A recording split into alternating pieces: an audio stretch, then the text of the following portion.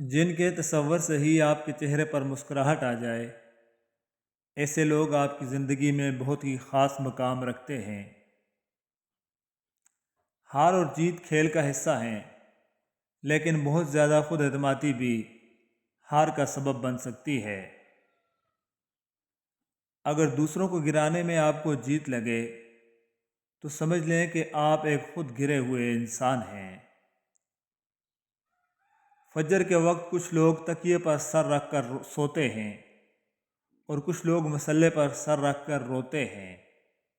سونے والے خوبصورت خواب دیکھتے ہیں اور رونے والے خوبصورت تقدیر پا لیتے ہیں۔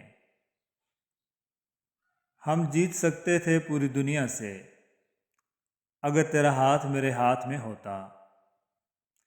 جس طرح بخار میں منہ کا ذائقہ کڑوا ہو جاتا ہے اور کھانے میں لذت محسوس نہیں ہوتی، اسی طرح گناہوں میں مبتلا رہنے سے عبادت کی لذت سے محروم رہتی ہے۔ کسی فیصلے کے وقت بات اگر قرآن تک پہنچ جائے تو فیصلہ قرآن کے اوپر ہاتھ رکھ کر نہیں، بلکہ قرآن کے اندر سے پڑھ کر کریں کہ اللہ تعالیٰ کا کلام اس بارے میں کیا حکم فرماتا ہے، اور یقیناً اللہ تعالیٰ بے انصافی نہیں کرتا۔ کسی ناپسندیدہ بات پر خاموش رہنا ظرف اور معاف کر دینا اعلیٰ ظرفی ہے۔ غلطی ماننے اور گناہ چھوڑنے میں کبھی دیر مت کرو، کیونکہ سفر جتنا طویل ہوتا جائے گا واپسی اتنی ہی دشوار ہوگی۔ اپنی آواز کے بجائے اپنے دلائل کو بلند کیجیے، کیونکہ پھول ہمیشہ بادلوں کے گرجنے سے نہیں برسنے سوکھتے ہیں۔ جو کامیابی آپ حاصل کرنا چاہتے ہیں وہ آپ کو تبھی ملے گی جب آپ سوچنے کے علاوہ اس کو حاصل کرنے کی کوشش بھی کریں گے۔ مجھے لوگوں سے کسی چیز کی توقع نہیں ہے، کیونکہ عزت، نام اور شہرت سب اللہ تعالیٰ دیتا ہے۔ ہار اور جیت تو اپنے اندر ہوتی ہے۔ مان جاؤ تو ہار ہے اور ٹھان لو تو جیت ہے۔ اپنے دن کا آغاز صدقہ دینے سے شروع کرو، اس دن تمہاری کوئی دعا رد نہیں ہوگی، اور اچھی بات بتانا بھی صدقہ ہے۔ جذبات وہاں ظاہر کرنا چاہیے جہاں ان کی قدر ہو، ورنہ آنکھوں سے گرا آنسو بھی لوگوں کو پانی ہی لگتا ہے۔ وہ لوگ کبھی جیت نہیں سکتے جو دوسروں کو ہرانے کا سوچتے ہیں۔ ہارنا تب ضروری ہوتا ہے جب لڑائی اپنوں سے ہو، اور جیتنا تب ضروری ہوتا ہے جب لڑائی اپنے آپ سے ہو۔ اگر آپ کا رب آپ سے ناراض ہو اور استغفار سے بھی کام نہ بنے تو اس کی مخلوق کو خوش کرنے کی کوشش کریں۔ ہم اپنی زندگی کی ہر نئی صبح دیکھنے کے لیے بھی اپنے رب کی مرضی کے محتاج ہیں۔ بے شک وہ جسے چاہتا ہے مہلت دیتا ہے جینے کی اور توبہ کرنے کی۔ بے شک وقت ہمیشہ ایک سا نہیں رہتا، ہر چیز اپنی رعنائی کھو ہی دیتی ہے۔ اگر اللہ آپ سے انتظار کروا رہا ہے تو اس سے زیادہ حاصل کرنے کے لیے تیار ہو جائیں جتنا آپ نے مانگا تھا۔ اچھے دوست وہی ہوتے ہیں جو ایک دوسرے کو گمراہی سے بچائیں۔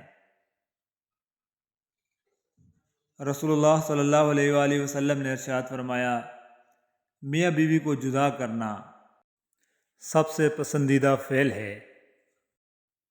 درختوں سے جڑتے پتے ہمیں یہ پیغام دیتے ہیں کہ ہر عروج کو زوال ہے اور زندگی کے بعد موت ہے۔ حرام شے کو چھوڑ دینا ہجرت ہے، اور اپنے نفس کو اس بات کے لیے تیار کرنا اور مجبور کرنا کہ وہ حرام کو چھوڑ دے، یہ جہاد ہے۔ حضرت ابن عمر رضی اللہ تعالیٰ عنہ سے روایت ہے، حضور نبی کریم صلی اللہ علیہ وآلہ وسلم نے فرمایا، تمام حلال چیزوں میں اللہ تعالیٰ کے نزدیک سب سے ناپسندیدہ چیز طلاق ہے۔ اس بات پر بھی اللہ کو شکر ادا کیجیے کہ وہ ہماری بعض دعائیں قبول نہیں کرتا، کیونکہ ہمیں نہ معلوم کہ ہمارے لیے کیا بہتر ہے۔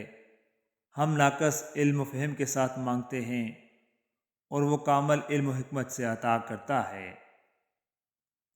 بعض اوقات رشتوں کو بھی زندہ رہنے کے لیے غذا کی ضرورت ہوتی ہے، اور رشتوں کی غذا میں پیار، احساس، عزت و احترام، خلوص و محبت اور آزادی اظہار جیسے عوامل سر فہرست ہوتے ہیں۔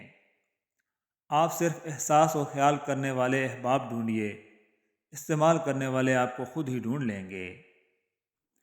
اس خدا سے ڈرتے رہو جس کی صفت یہ ہے کہ اگر تم بات کرو تو وہ سنتا ہے، اگر دل میں رکھو تو وہ جانتا ہے۔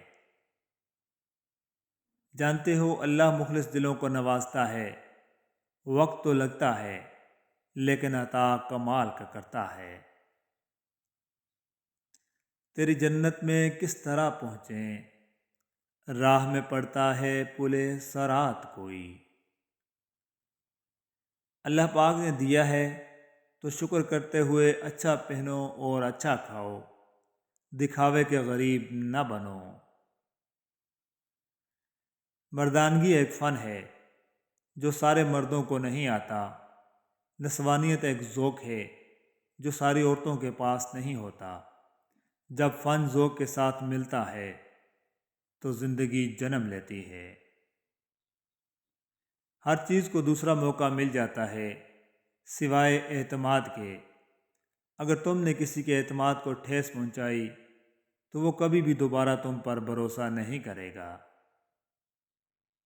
اپنی زندگی کو آسان اور خوشگوار بنانے کا راز، اگر غصے کے وقت تھوڑا سا رک جائیں اور غلطی کے وقت تھوڑا سا جھک جائیں تو زندگی بہت سہل، آسان اور خوشگوار ہو جائے گی۔ یقین کیجئے کہ آپ کی زندگی بھی بہت خوبصورت ہے اگر آپ صرف اپنی زندگی پر غور کریں۔ رسول اللہ صلی اللہ علیہ وآلہ وسلم نے فرمایا، بیٹیوں کو برا نہ سمجھا کرو کہ وہ انتہائی گراں قدر غم خوار ہوتی ہیں۔